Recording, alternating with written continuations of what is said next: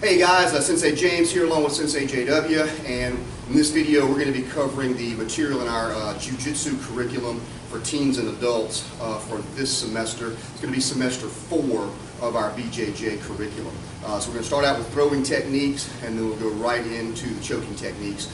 And as we say with all these videos, this is meant to just be a basic guide kind of to what we require for promotion purposes or how we want to see the techniques done for promotion purposes. This is not meant to be extensive instructional material. It's not meant to be the end-all and be-all.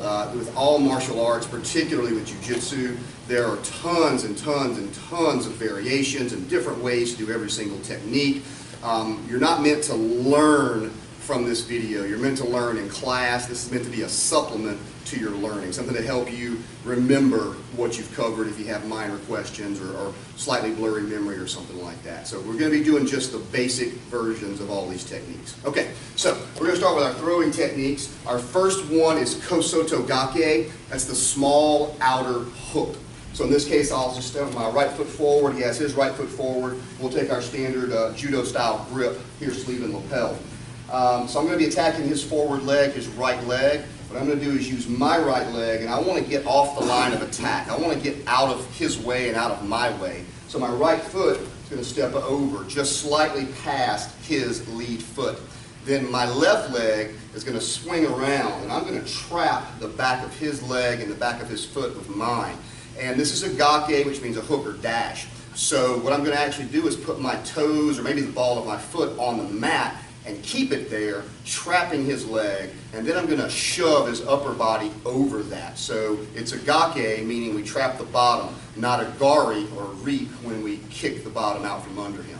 So the left leg comes around, traps here, head down as I push, let him fall, just like that. Now, of course, in a real live situation, we want to follow that to the ground, you know, get a controlling situation, work for a submission. Okay, so Kosoto Gake, small outer hook. Next technique is going to be a hip throw, Koshiguruma, the hip wheel. So with Koshiguruma, my right arm in this case is going to go around his neck, and I could either just bear hug him, or I could grab his gi or his shirt or whatever I needed to here for extra control.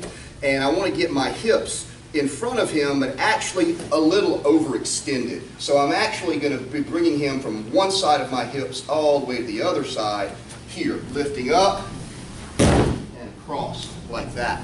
So this is a little bit different from maybe ogoshi, the large hip throw. When we do ogoshi, not only do we go around the waist, but we stand right in front, and when we lift him, we pretty much only take him over one hip. When we throw Koshiguruma, we're kind of throwing our opponent from one hip across to the other side, and that's what makes it a guruma or a wheel. Another way to do this that helped me a lot when I was just learning and trying to differentiate the hip throws is to have your partner just take one step back with his right foot as you step forward, and then let your right leg step right in front of him. So it puts this nice angle in place. So you can really drive across here, and that makes it easy to pop your hips out just a bit. So when you lift, he goes from one side to the other. So either version of that, either way we just showed, will be fine for promotional purposes for Koshiguruma, the hip wheel. Next technique is going to be Tai Otoshi, the body drop. I'm going to show two different grips here that I want everyone to work this semester, and we have a third gripping version for the advanced players, the blue belts and above. So with Tai Otoshi, the first way we'll do it is again with our standard grip. My right foot's forward, his right foot's forward. I'm going to step my right foot in the center, and then my left foot is going to actually step backwards in a half circle, so I stand beside him. So left leg steps around, and my hip is close to his hip. I could easily lean my hip and touch. I don't want to be way over here, but I'm also not in front of him. It's not a hip throw, so I'm right beside him here. My right foot now is going to extend out in front of his leg to block it. I want those toes pointing straight down. I want the knee also pointing straight down. I want my elbow not up high like this, but rather in close to my body. So toes down, knee bend, everything pulls down and forward here. So for safety purposes, I really want to stress the placement of the blocking leg. So Sensei JW just stands there with his right leg just slightly in front. When I'm in this position, it's Really important, and we're going to be looking for this when you're working this technique in class and also when you're testing with it. The toes, again, need to be down. I want my leg making contact with his leg. My calf muscle is below his knee. So toes and knee pointing down. If he happens to fall on my leg, it can bend in that direction. It's going to hurt. It's not going to be comfortable. It's not going to blow my knee out. And I want to be below my partner's knee, so as I'm pulling him forward, I'm not locking out his knee and possibly hyperextending and damaging his knee. I have seen people injure knees on both parties. I've seen the person doing the throw have their leg not perfectly straight down, have their knee get hurt because the guy lands on it on accident, and I've seen the person being thrown have their meniscus and other things in their knee torn because their leg got locked and hyperextended as they were forced over. So as with everything we do here, we want to do good technique, we want to take care of our partner, we don't want to hurt anybody. So really make sure toes down, knee down, get your knee below their knee. Okay, the second grip you can use for that would be to take a 2-on-1 grip, meaning I grab the lapel here, sleeve here. This is perfectly acceptable for motion purposes. I personally find this to be easier for me to do. I've got long arms, and the standard grip, when I use it, it tends to make me feel really kind of restricted, and it's really hard for me to keep the alignment proper and not put too much stress on my shoulder. You don't want your shoulder getting pulled back like this. It's really in a weak spot. You want to keep it close to your body, attached to your center. So for me, taking this 2-on-1 grip, I enter and set everything else up the same way, but it's easier to pull the elbow into my body here.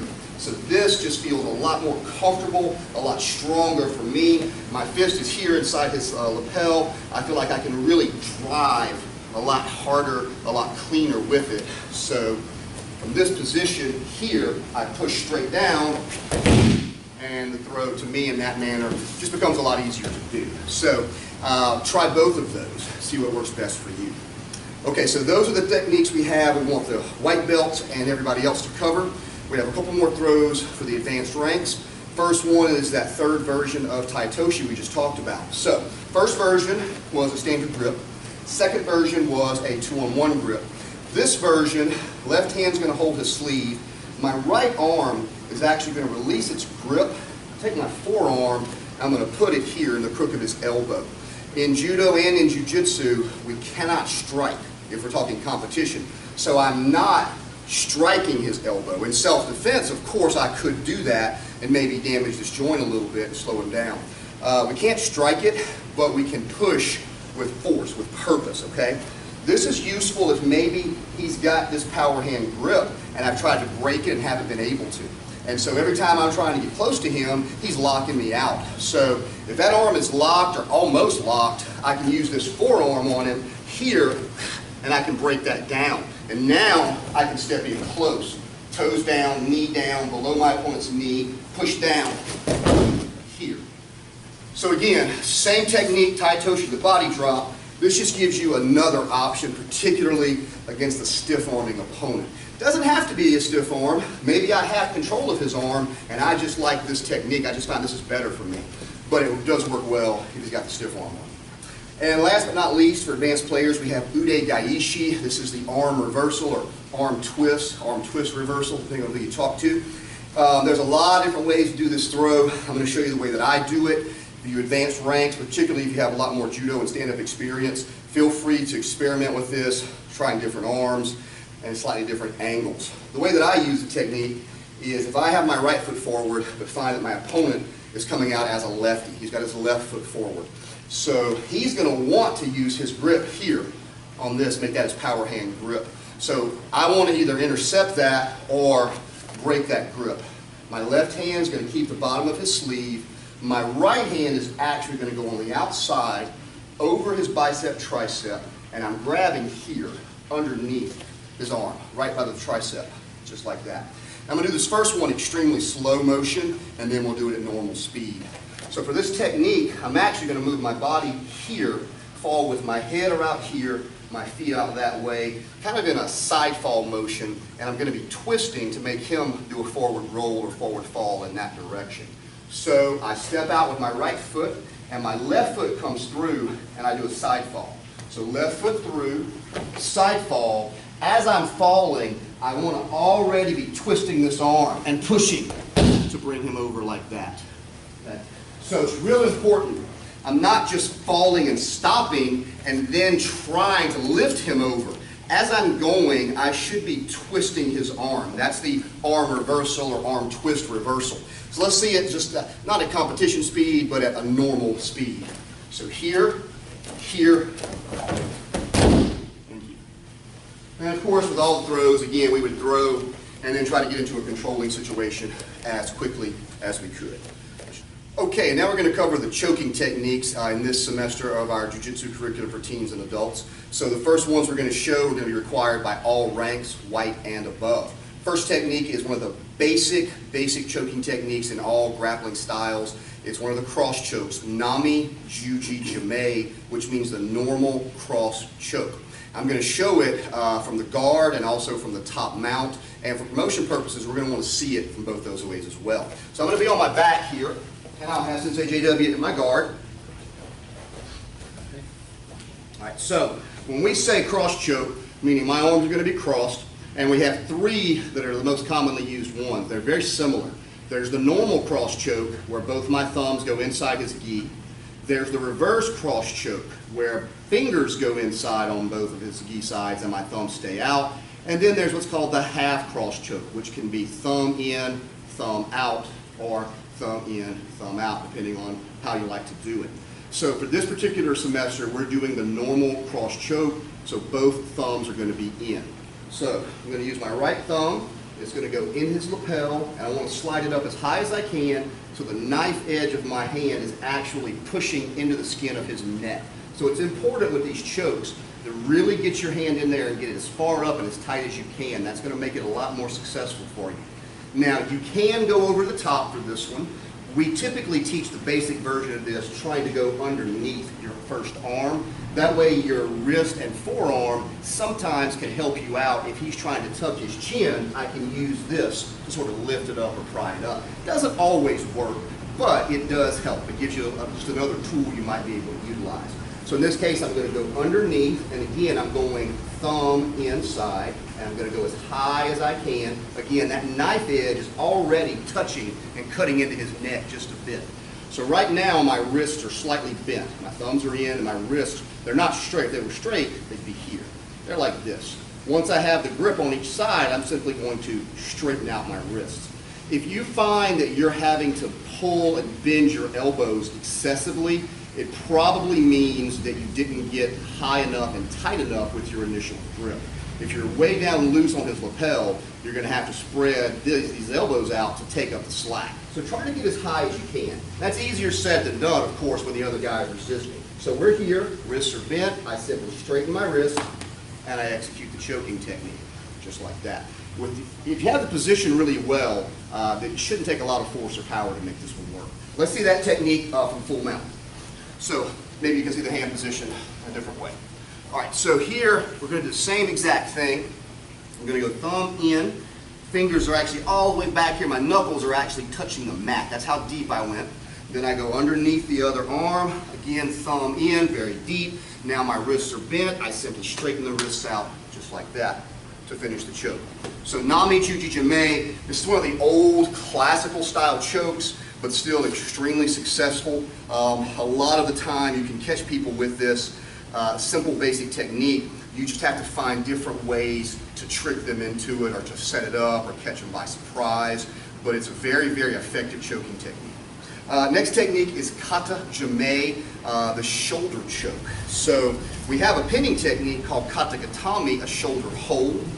You'll also hear this shoulder choke referred to as an arm triangle. And that's a pretty accurate description as well. We have an arm inside instead of a leg. So when we do kata gatami in judo, for example, we would have his arm up, and I'm using the part here where my shoulder and neck meet, this crook right here.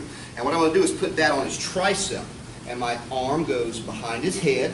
I've got my right knee into his ribs, and I bring my other leg out here for base and control and to help me push down. When we're just using this as a pin, a lot of times we'll just grab our own hand, kind of in a gable grip, and I'll just hold him nice and tight here. Now, this in and of itself can sometimes be a choking technique. If I'm able to squeeze him hard enough, this can be kata jame, and people will tap from it. Basically, my arm is cutting off circulation on the other side, and if I can get his arm to push all the way across, then his shoulder is actually cutting off the blood flow on this side. So if we're doing the pin, we would be here. If we needed a little more power to try to make this into a finishing choke, we could take our right hand, put it in the crook of our left elbow. So I might lean him up just a bit, grab my elbow, bring him back down, then pull up here as I squeeze. And if that still isn't enough, sometimes it helps if you kind of space your legs out, kind of sprawl out and push your hips down and let that also be pushing downward here. So I take this position, I sprawl out. As I lower my hips, I increase the pressure of the choke a lot as well. So those are just a couple of different ways you could do that. Now the same exact thing could happen when I'm in the full mount. If I were here, for example, and managed to get this arm behind his head, if he's framing up to protect himself, I might be able to push this arm across, dip in tight, and then turn this into a nice shoulder choke right there by itself. Okay, so that's a couple different options for kata jame, the shoulder choke. And again, there are lots of other variations. It's two basic ways to do it. Next technique is okiri iri jame, sliding lapel choke or assisting lapel choke. Okiri sometimes is translated as sliding, sometimes as assisting. You're going to do this from two positions. You're going to do it from the rear, and then also when he's on his hands and knees, what's commonly called the clock choke. So if I'm behind my opponent, and of course generally I would be doing this with my legs around, my hooks in, but I'm just going to be on my knees here for demonstration purposes. So if I had my seatbelt grip, I would let my left hand grab his lapel to open it up, and I want my right thumb to slide up as high as I can get it. My left hand then reaches across to the opposite lapel. I'm going to grab it thumb inside. My left hand is going to pull down toward his belly button. So I grab, it pulls down as my right hand pulls around and up. So we're here and here. We pull down, around, and up to execute the choking technique. So right arm is over, left arm is under. So the exact same technique happens in the clock choke. If he's on his hands and knees, we could get this same position. I'm going to have him stay nice and high like this so you guys can see the angle. Of course, they're not typically going to be high like this. Again, this is for demonstration purposes. So I would be riding his hip like this, watching for any possible rolls or turnovers. My right hand would go over his shoulder, and my left is underneath and opening the lapel. Thumb of the right hand goes in deep. Left hand's going to reach over, grab his opposite lapel. Now to make it the clock choke finish, I'm going to switch my hips, put my legs out, and start walking them around. So people say they move like the hands of a clock. And as they're moving, you're increasing the power of the choke. So if I'm here, and I kick and start walking as I pull, it makes the choke very strong and powerful. Typically, you're going to get it before your legs get to that 12 o'clock position, typically at about 3 or 2 or 1 o'clock, kind of counterclockwise here. The motion is the same. The only difference is his position and the way I'm utilizing my legs. It's still okiri or jame, that sliding or assisting lapel choke. So for the advanced players, our blue belts and above, we have a few more techniques. First one is still that nami juji jame, that normal cross choke.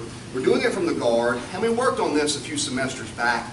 It's nothing fancy, but it's a really, really nice, smooth way to maybe catch this cross choke, maybe increase your likelihood of being successful with it. So I just call it using a hip swing. So from my guard, I'm still going to be doing both thumbs in, or I may actually do what we call a wrinkle, where my left hand goes over the top. So what I'm going to do now is get a grip on his lapel here, and instead of just trying to go straight in like this, which is really obvious, I'm going to actually use my hips and legs and swing my head slightly to the side and pull this lapel when I go. So maybe I'm here, and maybe I use my knee and this foot, and I swing myself out to the side. Now I'm still squeezing him tight here to control him. I wouldn't be loose so he can pass my guard real easy, kind of clamping him in here, and now I'll slide this up real deep. Because now I've got all of this angle to work with instead of here where it was close to his body. So I slip this in. Now, I don't just go straight into it. I'm going to use that hip swing again, and I want to move myself to the other side. And I'm looking for an opening to get my thumb in his lapel. If I can't, I'll just grab the wrinkle that's almost always there on top of his shoulder. So I'll swing using my legs again, and now I'm all the way on this side. So here, maybe I can get my thumb inside, but if not, I'll grab the fabric here, and I'll use that to execute my choking technique, just like that. So the only real difference here is using the hip swing to create the angle, and in this case, this hand is going over the top. And we're looking for an opportunity to go thumbs in or just to grab the top of the wrinkle. You also hear it called a wrinkle choke, and you can do that without the hip swing. But I really like this hip swinging motion here and here. It just really sets it up nicely. Once I started using it, I found that my normal cross choke success rate got a little higher. Don't catch everybody with it, certainly, but I do have a lot more success with it than just going straight for it. Next one is what we call Katate Jame. That is a single arm choke or one arm choke. In this case, we're doing something called a pocket. We're using that to kind of enforce the choke and also to tie up one of our opponent's arms to make it harder for him to escape or to resist. So a lot of times we'll use this when we're trying to pass half guard. You can use it to tie his arm up, make your odds of passing easier. But you don't have to be in half guard. You may just be here kind of in side control, and the opponent has framed up. He's got his elbows and arms in tight, and he's protecting himself real well from attack. So I'm here, and I get my left arm behind his head, got my knees nice and wide, got myself low down, getting control of him. If his gi is not already loose, what I'm going to do is grab it here, and I'm going to pull some slack out of it. And when we say a pocket, what that means in this case is his elbow is here, framing up like it should be. I'm going to take the slack and I'm going to actually go over the top of his forearm and bicep tricep. And then my hand that's behind his neck is going to grab that slack.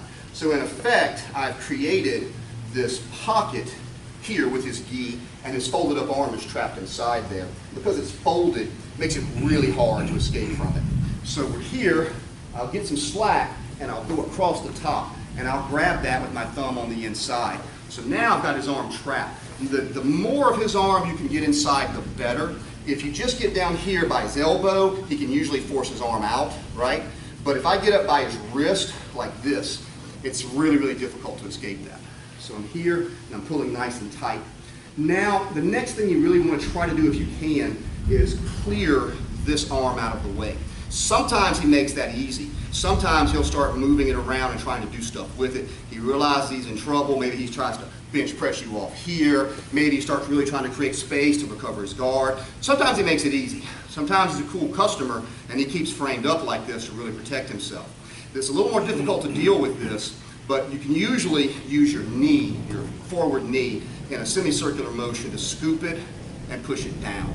Now, of course, again, it's a lot easier if he's out here kind of fighting you with it. It becomes much easier to do that. I can simply bring that knee up and down. And so what I want to do is end up with my shin across his bicep, tricep if possible. So now I've effectively trapped both of his arms. This has the pocket, and this has got my shin on top of it with my weight. And that's now left the center here in front of his neck wide open. For the one-arm choke, I'm going to go with my fingers inside or with my thumbs inside. I find in this position, since I'm moving in that direction, you want to go fingers inside so I can bring my forearm down across his windpipe. Okay? So we're here, still got my pocket. I managed to tie up his other leg. So now I'll go fingers inside, and then I'll make a windshield wiper motion to switch my legs. This leg's going to come off while this one comes on, and now I can base out and bring my forearm. I'm trying to clear out so you guys can see. Bring the forearm across here to choke him. And I might even go ahead and lay all the way down to really apply a lot of force. Maybe at this point I even spread all the way out to here. I'm not worried about that arm anymore because I've got this choke happening right there. So that's a kind of a long-winded explanation. Basically, the one-arm choke just means I'm taking one arm, gripping his lapel, going across his throat. It could also be this arm here, like that. We typically see that done as part of a guard pass. Okay? So Katate Jame, in this case using the pocket, the one-arm choke. Okay? I think we have one more for this semester. I'm checking my notes here. We have Senkaku Jime, the triangle choke, but this time we're doing it starting in the full mount position. So again, a lot of different ways you can do this. In this case, what I'm going to do is I'm going to bait my opponent, try to get him to take his left arm and try to shoot underneath my leg. So maybe I've been pinning him here for a little while, making it kind of hard on him. He hasn't been able to escape or bridge or anything like that. So I want to give him an opening and make him take advantage of it. So I'm going to bring my right leg up. Before I do that, my left knee slides up just a little bit under his arm, under his elbow, and then I'm going to step up. So what I want him to think is that maybe I'm going to try to pull this arm up and step over and go for the arm bar. And if he doesn't take the bait, that's what I'll do, okay? But in this case, as I come up, he sees this opening and he shoots through. Now what he wants to do is push me off and go out the back door, as we say. So I have to be prepared for that, right? If I'm going to give him the opening, I have to understand he may take the opening. I got to be ready to move, and I got to be ready to catch him, okay? So we pop this up. As he takes that bait, I'm going to grab here, tricep, and I'm going to grab right behind his neck. Now I want to lift him up high. So I lift him up, and then my right foot is going to step. So my knee is starting to go behind his head, my calf muscle. Now I'm going to lean out, catch myself, let my left hand reach down and grab my shin, pull the choke even tighter, finish the choke. Now, you can finish it here. You can roll back up to full mount. I've also seen people complete the roll all the way over and finish here from the guard position. So any of those ways is perfectly okay. It's completely up to you and what you feel comfortable with, what your body can handle, what your partner can handle. But mainly making sure, like with all Senkakus, we get the inside of that knee cutting right into the side of his neck to create the choking technique. All right, those are your choking techniques for semester 4 of our adult jiu-jitsu curriculum. Okay, we're going to cover some of the joint locks and guard passes in semester 4 of our adult jiu-jitsu curriculum. So we're going to start off with some joint locks. First one is going to be Jujigatami, crossbody arm lock from the full mount. This is a basic fundamental technique that we practice, and I just like to rotate it through the curriculum from time to time just to be sure that we're all still practicing it. We don't just say I learned it and then we forget about it because we think we already know it. So I'll have JW on his back. His head's going to be towards the camera there.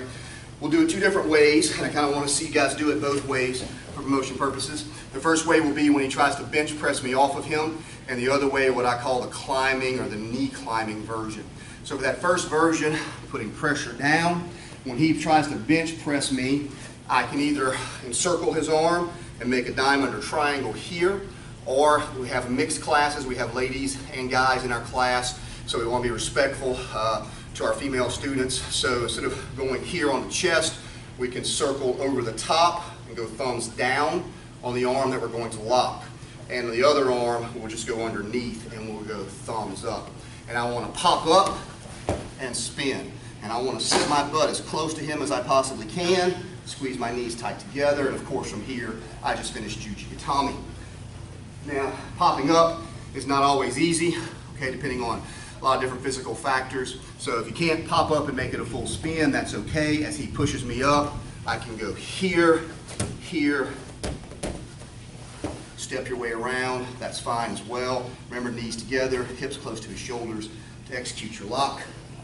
The other version, the knee climbing version, so in this case, I'm going to take my left hand, I'm going to go thumb in his lapel, kind of make him think I want to choke him. He grabs me trying to defend it. When he does, this hand goes to his tricep, climb my knees up, lift him to the side, kind of a Z guard or a technical guard I've heard it called. Now I'll release his lapel and just go into the crook of his elbow, and then this can just step over. If you need to put this hand here to block him and also give you some base, that's okay. Just remember, sit super close, knees together as you execute your Jujigatami. Another way you sometimes do this is to just use your knees to climb up, spread his elbows out. Then simply grab that arm, pull it up, step over, and sit into place for Jujigatami. So either of those versions will be acceptable for promotion purposes. Next technique is Ashi Ude Garami. This is also referred to as omoplata, or shoulder lock. So for this particular one, I'm going to have my partner in my guard. I'm going to do it right now with my head facing this direction, because I'm going to maybe lock this side for this one. So what I want to do is cross grip here, controlling his sleeve, and then my right foot can go to his hip. I'm going to dive my left arm down under his leg, and as I do, start turning my body, driving my left leg under his armpit. So I'm going to dive down here. Then I want to push forward as I bring his arm back, just like this, and pull him down. So I like to grab the leg because it makes it harder for him, almost impossible, him to roll over. And just remember, we have to rotate his arm so that his hand is now pointing toward me. This leg bends across his shoulder. I release, sit up, switch the leg. Now his arm is here in front of my belly and hip. If I sit forward, I'll execute the Ashi Ude Garami, or omoplata. Another way we commonly see this used is if he's here in my guard, and perhaps I'm going to go for an armbar sit-up type armbar, Ude Garami. So I go here, but maybe he grabs his belt to defend that. So I'll pull this arm out, control the top of his shoulder and bicep, push him away as I'm turning my body into this position. Switch my grip, grab to stop him from rolling. Now his hand is where it needs to be, here. So now I'll sit up, switch the leg, and drive forward here for that Ashi Ude Garami, or omoplata. So Ashi Ude Garami, leg entangling arm lock.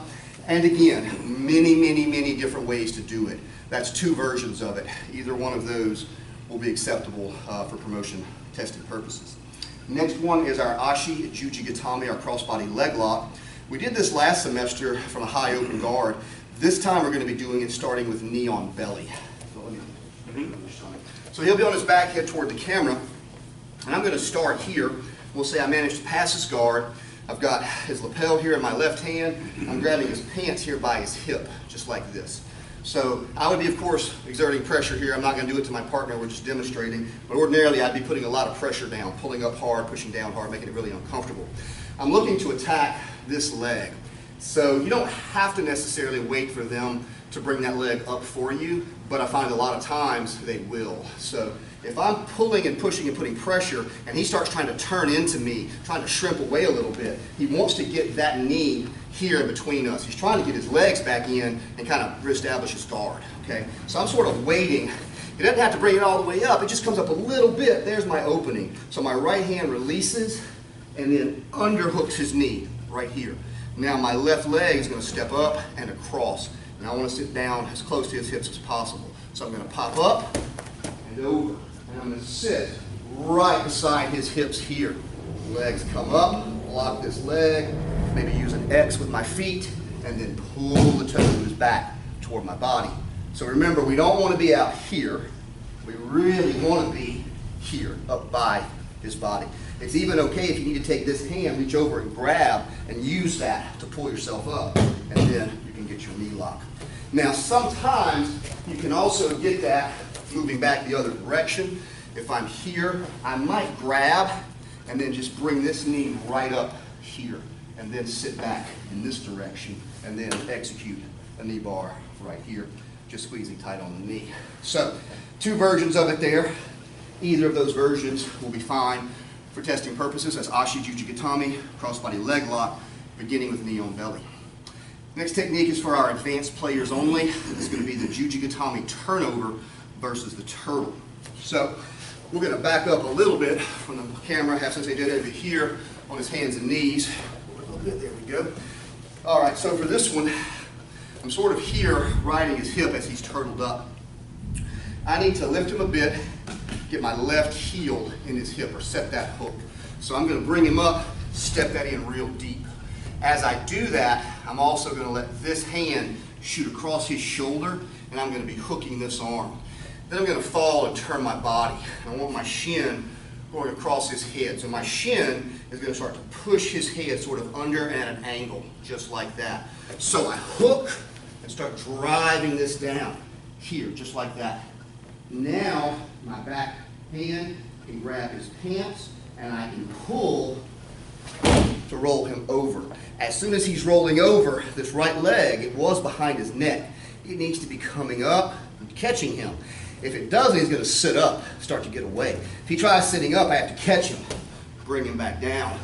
Knees together, hips in tight, and we can finish our JuJitsu. So let me just kind of do that with your head going toward the flag, if you don't mind, Sensei JW, real quick. So drive this in, this knee, pushing his head through with my knee and my shin. This arm shoots through. You can't see it, but this foot is turning so my toes are pointing to the back inside his hip and thigh. I'm going to use that to help with the roll. Upper arm shoots through onto your shoulder.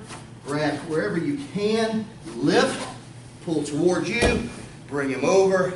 Right leg over. Finish the armbar. That one's going to take some practice.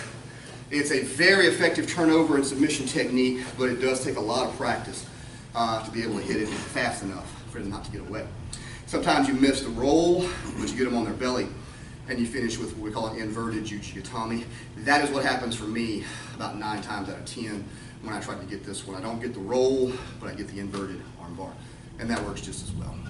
Next technique is a bicep crush or a elbow wedge, and we're going to actually bait our opponent into passing our guard to the side. So we're going to kind of set this one up. Okay? So I'm on my back here, and he is in my guard. I'm going to make him think I'm going for Senkaku, and of course if he doesn't take the bait and swing my leg over, I will do Senkaku. That's fine. I want to be really sure I have control of this arm. I want to have a good tight grip on his sleeve, okay? So I'm going to make as if I'm going for a Senkaku. So maybe I just bring my leg straight up and go to here, and he wants to shove that right off. Now if I don't react fast enough, he's going to shove that off, he's going to come all the way around, and now it's too late. See, he's got me pinned. So it's really important that I keep this pull on the arm, and I want to get my leg onto his bicep as fast as I can. And I've got to kind of meet him. I can't wait for him to pass and settle. I need to start turning quickly. So let's do it again, kind of slow motion. So I'm bringing this leg up. As he throws my leg over, I'll take my calf and I'll drop it there. And I want my Achilles tendon pointed right toward his elbow, just like that.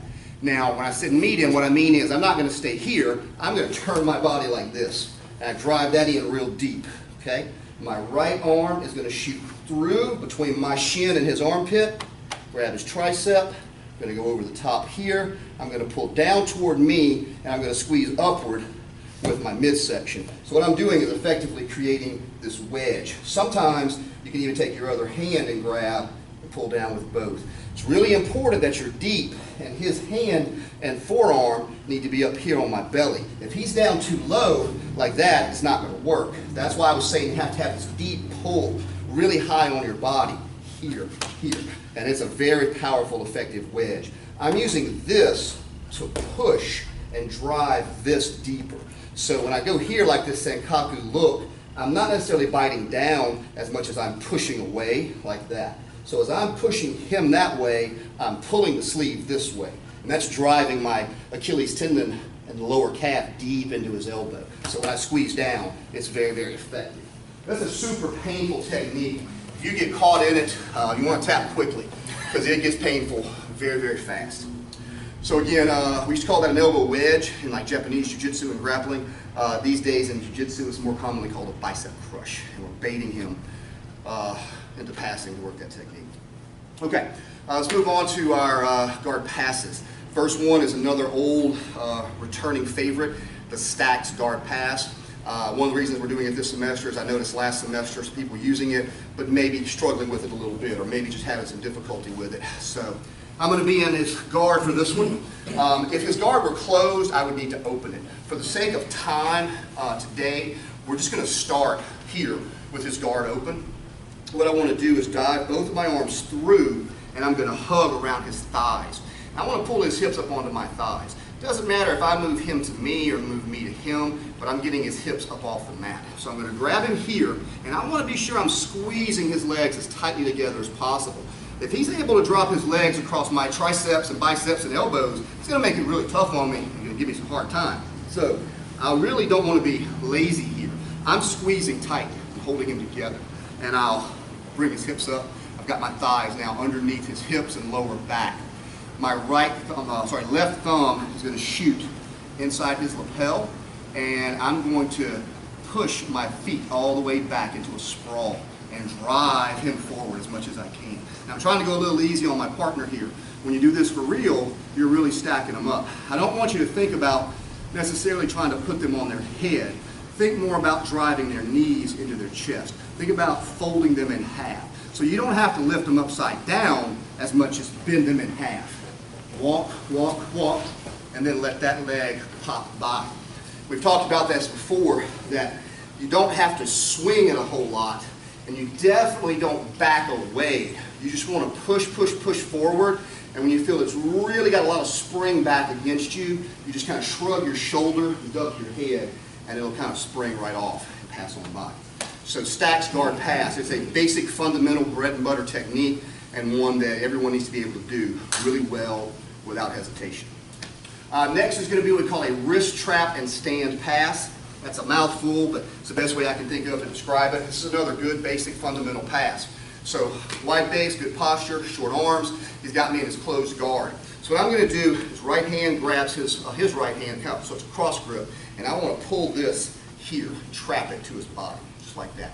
I have also seen people take the belt and tie it off like that. If you can get that, it works great as well. So I just want to make sure I'm keeping his hand trapped to his body. If you just trap it here, that'll be great. If you're able to get the belt and secure it, even better. Now, that leg on that side can pop up. So I lean forward, pop it up, pop it up. That's going to open his guard. From here, it's whatever guard pass you want to work, but we do want to finish by passing. So the thing we're doing here is just trapping the hand to the hip of the side we're going to pass to. We can stand that leg up close to him now because he doesn't have that hand free to grab our leg. Start working like a double ankle sweep. Okay? Next is our swinging leg guard pass. Another classic basic technique. So this is what you saw him attempt when I tried a bad Senkaku. So that's one way that we see this technique happen. If this person goes for Senkaku and they're a little too loose with things, I can just use that and just throw it right over. Truly a swinging leg. If that's not the case, then what we want to do is have control of his midsection here, or his hip, either one, and then I'm going to let this hand shoot back, back, back. And I want to bring this knee up to my shoulder, stack him up, grab inside, pop the leg right off. So I've also referred to this sometimes as a half stack, half stack. In particular, though, for this semester, I really want you guys looking for it anytime this person attempts Senkaku. If they don't get their knee locked in here tight enough, fast enough, quick enough, you should be able to pop that leg right over. Just remember, you got to have some control over them, otherwise they'll just roll over and recover their guard. Okay. For advanced players, we're going to work that leg encircling guard pass. It's a high open guard. We did this last semester, but I felt like we really didn't get enough practice or reps on it. I think it's a pretty effective pass. I know I use it quite often, so I wanted to work it some more. So we're going to say my partner has both my sleeves.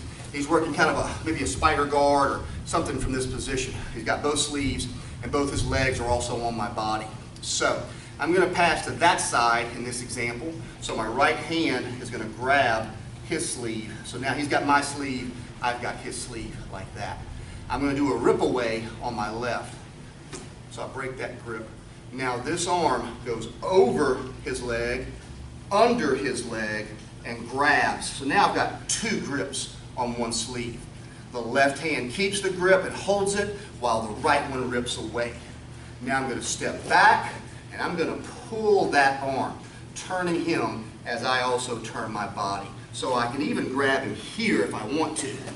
Pull him around just like that. You don't have to let this go. You can keep this and make it a part of your hold down if you want to. I could even make this a very modified knee on belly that's going to be pretty hard for him to fight out of as long as I've got that trap. So the big thing here to remember is first control it, rip this grip away. It's over this leg, under the other leg. Boom. It's okay if you want to grab his lapel, his sleeve. use that to accelerate the pull. Pull him to you, pull you to him. All right, next one is going to be the pocket arm trap pass. Typically see this done when I'm in his half guard. We saw a choke starting from side control using this technique earlier, and this could finish in that same choke if we wanted to. He's got me in half guard, put some pressure down to hold him, arm behind his head. He's framed up here protecting himself. I'm going to take his gi, I'm going to bring it over his forearm and trap it, making that pocket grip. I'm going to reverse sit, leg goes out, hips switch, driving my shoulder into his jaw and head, using this pocket grip, holding him down. Now I can work to free my leg, okay? If he's got me locked in real tight, I may have to grab, jerk forward with my arm and hand while my leg kicks. So maybe have to work both of those to break, then slide, drive, and then get my base and get my control. Of course, once we have that pocket, we could then start working for that choke, that katate jame we saw earlier in this video. Last one, I've heard it called many different things. Sao Paulo, heard it called Tozy, also heard it called Wilson pass. And there's a lot of different variations of this one as well. Again, we're showing one basic way of doing it. I'm sure if you look on YouTube, there's a dozen different ways. So as long as what you're doing is fundamentally close to this, then you're going to be okay. So I'm going to start in this full guard here. And in this case, I'm passing to that side. So I'm going to get my right hand, and I'm going to underhook his armpit, and I'm grabbing here, the back of his collar, and pulling him nice and tight like that. My other hand has his wrist or forearm trapped right here beside his body. Now I'm going to turn him up on his side, and then I'm going to sprawl. So I step back, pull him to his side, sprawl back here. And this hand needs to keep a pull happening. From this position, I might just toe walk, or I might choose to trap and slice and step. So however you want to pass the guard once you open it is up to you. Just keep this control on him and make sure that you don't get overbalanced and let him throw you off. Okay? So again, heard it called different things. We'll work on it. I'm sure we'll see some variations of it. Okay guys, that's your joint locks passes for this semester. All right, folks, we're going to go over the sweeps and miscellaneous mat work in semester 4 here for our jiu-jitsu curriculum. So let's just jump right into it. First set of stuff, again, is for everyone to work on, white belts and up. First one's going to be a real simple one called the double ankle sweep. I'm going to be on my back, head pointing this way, have Sensei JW start out in my guard. So this is a very simplistic technique. I'll be on your knees to start with. Very, very simplistic technique, and so because of that, I think a lot of people overlook it and don't think about it very much, or just breeze right over it. But I've seen this used a lot of times. It's really easy for the person here in guard to either get tired and make a mistake, get in a hurry and make a mistake, get over-eager, overzealous, and think that they have the advantage, things like that. So in this case, the mistake I'm looking for him to make is to end up standing up, but with his feet close to my hips, okay? So maybe he's in my guard and he just stands up. Maybe he threw me and he's coming in trying to do a pass. For whatever reason, he's made a mistake and I need to capitalize on that. So he's going to pop up and put his feet both equal distant here by my hips, just like that. So I need to be looking for this. I'm going to grab here and here. I'm going to put my feet onto his hips, and I don't need to kick him and lift him off the mat. Matter of fact, you may get in trouble if you do that. I just give him a very tiny push, and he falls over. Now, as he's falling over, you want to try, if possible, to go ahead and get up as quickly as you can, either get to full mount, side control, something. You may end up in his guard or half guard. Try to avoid that. The point is, don't just lay here. Okay, you're going to lose the points you get for the sweep and any possible advantage you gain. So he's here and here, so I just give him a little push, and then I pop myself up however I can, and I want to pass over and get on top of him. Now again, I may not be able to get that full mount. He may catch me, but it's okay. I'm now in kind of an upper position. Hopefully I can at least get to half guard before he catches me. All right, so double ankle sweep, very simple, very often overlooked, but very, very effective. Okay. Next one is the misery guard sweep from the kneeling position. I know you guys worked a little bit last semester with Sensei JW, but I think we both felt like maybe you guys didn't get enough practice on it, so let's go ahead and work it again this semester. It's a really good sweep, has different variations you can throw in there as well. So he's going to be, let's do it from right here. He's going to be in my guard. I'm getting my misery guard, so I'm controlling sleeve, lapel, this foot to the hip, and I'm going to get this foot here, controlling his elbow, just like that. So the more I can off-balance him with that foot, the better. See, he's already kind of leaning over in that direction. Sometimes we can just push them over here, especially if they make a mistake and bring their knees up close together. They're tall and narrow. He'll just go right over, just like that, okay? Even if he doesn't, we can utilize our knee push technique, just like we do with our scissor sweep. So I've got him here and here. I'll just get the front of his knee, push it out, kick that right over. Again, I want to follow this up, and I might even keep my foot there. I might keep that and use it to execute an elbow wedge or a wrist lock. If I lose it, no problem, I just go to full mount. All right? So good, really effective sweep, utilizing that misery guard grip and foot placement we like to use a lot. Next one is a sit-up leg hug. So for a while in jiu-jitsu competitions, that sit-up guard, as it was called, was extremely popular. I'm not sure how popular it still is, but this is, again, a very basic technique that you can utilize. And, again, many variations. You can use either of your legs on the inside. It's kind of optional. So what I'm going to say is to experiment with both ways, see what works best for you. So he's going to be standing up, and I'm going to be here on my back. And basically what I want to do is get control of this leg, the one that's forward, and I'm going to sit up, and effectively I'm going to do a single leg hug takedown almost kind of from my knees. So one of the ways that I like to do it is to let my right leg be the one that goes inside, and I'm going to hug that leg with it. So I'll let this leg shoot through and hook around as I start sitting up. And I'm driving this arm down right here beside his leg. So this is trapping his ankle, and this is trapping him here, and I'm using this lapel and pulling him in tight here. Once I've got this position, I can release the right hand and grab and hold tight, and then just take him on down. Now I'm going to keep this position. I've got his leg, and I've also got his arm trapped, and I'll just go right into kind of a single leg hug pass from the ground. So I'll sprawl those toes out and tiptoe my way around until I finish passing his guard. Now, I have also seen people do this when hugging with the outside leg, and that's perfectly okay if you like to do it that way. The other way is easier for me, but this way may work for you. So I could trap him right here, just like this, and sit up and hug and push him down, just like that. And then the same finish, just single leg hug pass. So one thing you'll notice with both of these, if I can, I'm trapping his arm by his leg. You can get this sit-up sweep without trapping that hand, but if you can trap the hand, it's going to make it a lot easier for you. It's much, much harder for him to fight you if you have that arm trapped and hooked in there real tight. Okay, for our advanced players, we have some other sweeps. The first one is an oldie but goodie, primarily used in judo. We call a bump and roll. And this is when the opponent's turtled up, and it lets us end up in a highly modified upper four-corner hold or highly modified north-south position. So in a jiu-jitsu tournament, you wouldn't really get necessarily points for this, but it would set you up to be able to move into other positions. You've broken down his turtle. In judo, freestyle in particular, we'd get a point for the sweep, and this would actually be a pin. The referee would call osaikomi, and we start accumulating points. So I'm going to have Sensei JW turtle up, and we may have to try a couple different angles so that you see this. Let's go with your head toward the flags and see if you don't mind. So what I'm going to do here is double underhook and grab his lapels on both sides like that.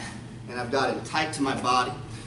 This knee is going to slip down right beside his knee to make it harder for him to base it out real wide. And then I'm going to roll onto my back and pull him up on top of me. So I roll and I pull him to here. Now I'm going to use my hips, and this is where the bump comes in. I'm going to bump him off and set him down over here. So I bump and drop him here. I'm going to keep this grip, and I got to scamper my feet and hips. They need to move me back, back, back. Then I pull down and drive my shoulder underneath his neck. If neck cranks or can openers were legal, I could apply a lot of pressure here, maybe enough to get the tap, okay? This would be a pin in judo, or I can release his head and just start working and just use it for its turnover capabilities. Now, when you do this, if you can do the roll and bump in a continuous motion, it's going to work a lot better. I stopped in the middle to illustrate and explain. But if I roll and bump at the same time and use that momentum, it works a lot better, particularly if he's heavier than you are. So if he does it, come a little further this way for me. And this time I'll just kind of go at a normal speed. So double unders. And pull him in tight. Just like that. All right. That's what we call a bump and roll. Not to be confused with the hip bump, which is one of our basic standard sweeps that we teach from guard. Next one is the helicopter. It's another rolling turnover and sweep. It's kind of, again, really good for judo. Works great for jiu-jitsu as well because it would open us up to being able to get other positions and submissions and things like that. So I'm going to have him in that same position he was just in. Now this time, my gripping is going to be a little different. Okay, I'm going to grab the pants here at his knee on the opposite side. In this case, that's my left hand, and I'm going to get some slack there if I need to. And then my arm is actually going to reach through, and I'm going over, and I'm grabbing the opposite lapel. So I go across, and I grab his lapel here. Now I'm going to roll, pull him on top of me, but then I'm going to spin him, and that's where the helicopter part comes in. So I roll, pull him to here. Now I'm going to spin his body. So my upper arm, the one on his chest, pulls this way. My lower arm pushes. So we dump him here beside us. Use your grip to pull and your legs to kick your way over the top. And then of course we have a pretty nice pin happening there. So let's see that one at regular speed. Both of these rolling turnovers are going to work better with a little momentum. But sometimes you have to do them slowly to learn the mechanics. Here, grabbing the knee and lapel both on the opposite side. Almost lost it, but pulled it back out. So, that's your helicopter turnover. Just call it helicopter. Last technique, omoplata sweep. So, we looked at the omoplata, or the ashi ude garami, earlier in the video, and I did it on this side. I did it with a leg dive. And I do it like that because it works for me, but also because it sets up this sweep if I miss. So, he's here in my guard. I'm going to control the opposite sleeve, foot to hip. I'm going to dive my way down here. So I want this omoplata. But if I just take this hand, instead of pushing across my body, I'm going to push over my head and just keep pushing, keep pushing, keep pushing. And this turns into a pretty good sweep. And I can just step my way right over into full mount, possibly get an arm bar, different things like that. So that's another good reason to execute that leg dive when working the omoplata. The thing with that one is, remember, that arm doesn't have to lift him over. Instead, it circles above the head to take him over. Okay, guys, that wraps up this section of our adult jiu-jitsu curriculum. See you guys on the mats.